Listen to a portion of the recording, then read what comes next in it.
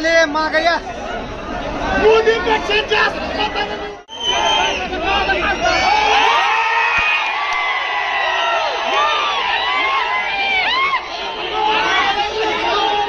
गजू हात खाली घे थांबा जरा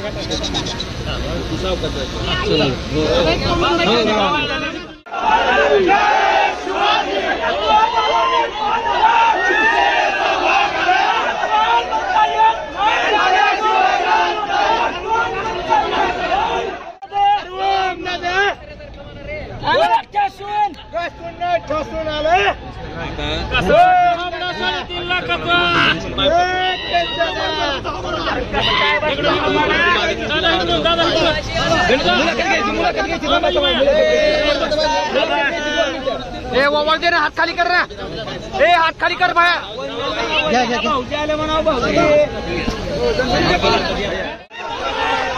चेतन चेतन फरक ना थोडं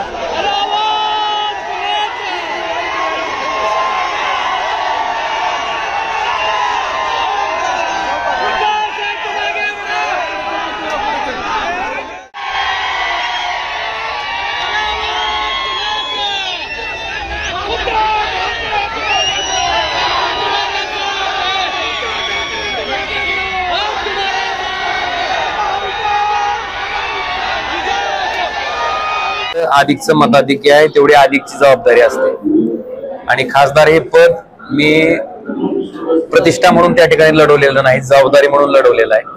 मागची 5 वर्ष सामान्य लोकांच्या जवळचा कुटुंबातला एक सदस्य एक खासदार असू शकतो ही भावना त्या सामान्य माणसाच्या मनामध्ये मी निर्माण करण्यात यशस्वी ठरलो। त्यांचे प्रश्न आहेत, त्यांच्या समस्या आहेत, त्या लोकसभेत मांडून त्या केंद्र सरकारच्या कानावर घालून त्या सोडवण्याचा प्रयत्न केला। आणि आपण बघितलं असेल की सामान्य माणसाच्या कामाला जर लोकप्रतिनिधी पडला तर सामान्य माणसं सुद्धा त्याच्यासाठी ताकदीने उभा राहतात, हे मूर्तिमंत उदाहरण आहे।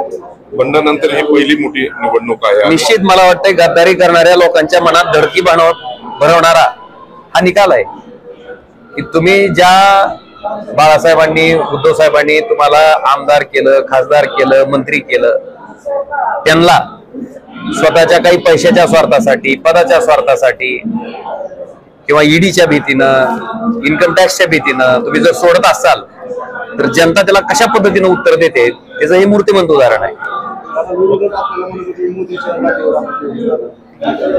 आता लक्षात आलं असेल की त्यांच्याही की इथं बाळासाहेब ठाकरे यांना मांडणारा हाडाचा सैनिक आहे आणि जे काही राजकारण कपटीपणाचं तुम्ही मागच्या 2.5 वर्ष महाराष्ट्रात केलं त्याला दिलेलं ही उत्तर आहे। आता फॅक्टर म्हणता हो तुम्ही इथं आता आम्हाला एखाद्या माणसाची अडचण पडल्यावर त्याचं काम केलं तर तुम्ही आम्हाला हिनवत होता, तुम्ही मला म्हणायचं की ज्याकंठ आम्ही ही काय खासदाराचं काम आहे का? पण ज्या माणसाला ज्याकंठ आम्ही दिली त्या ड्रायव्हरनं किन्नरनं बिचारानं मला मतदान टाकलं, त्याच्यामुळे ही लीड तुम्हाला दिसते का? तुम्हाला 3,30,000ची ही सामान्य माणसाची मत आहेत। अब्जाधीश माणसाला कदाचित सामान्य माणसाच्या समस्या व्यथा समजणार नाहीत की त्याच्या शेतात एक डीपी बसवायचा असेल तर काय अडचण असते, त्याच्या शेतातला डीपी जळाल्याच्या नंतर काय अडचण असते, त्याच्या घरातलं कोण दवाखान्यात ऍडमिट झाल्याच्या नंतर खिशात पैसे नसते, त्याचं बिल भरायचं असेल तर काय अडचण असते, त्याची मुलगी जेव्हा डिलिव्हरीसाठी जाते तेव्हा तिला रक्ताच्या बाटल्याची आवश्यकता असते तेव्हा काय अडचण असते। त्याच्यामुळं ही सामान्य प्रश्न अब्जाधीश लोकांना कदाचित किरकोळ वाटत असतील आणि मला ही नवलं गेलं होतं की फोन उचलल्यानं काय होतंय, कदाचित अख्ख्या महाराष्ट्राला नाही तर देशाला जनतेनं उत्तर दिलं की सामान्य माणसाच्या कामाला पडल्याच्या नंतर काय होतंय। तर मला सांगा जिल्ह्याच्या विकासासाठी काय विजन असणार आहे? निश्चितपणे धाराशिव जिल्हा हा देशात माग असलेल्या जिल्ह्याच्या यादीत क्रमांक 3चा आहे। हे काय आपल्या जिल्ह्यासाठी भूषण नाहीये, ही अतिशय शर्मेची बाब आहे आणि मला वाटतं ह्या पद्धतीचं गुणांकन आपल्याला जे मिळालेलं आहे, ह्या पद्धतीचं डिग्रेडेशन मागास जिल्ह्याच्या यादीत, दरिद्री जिल्ह्याच्या यादीत आपण क्रमांक 3ला देशात गेलो, मला वाटतं तिथनं आता सुधारणं गरजेचं आहे आणि त्याच्यासाठी केंद्र सरकारच्या माध्यमातून मला जे काही करता येईल ते प्रामाणिकपणे करायचा मी प्रयत्न करेन।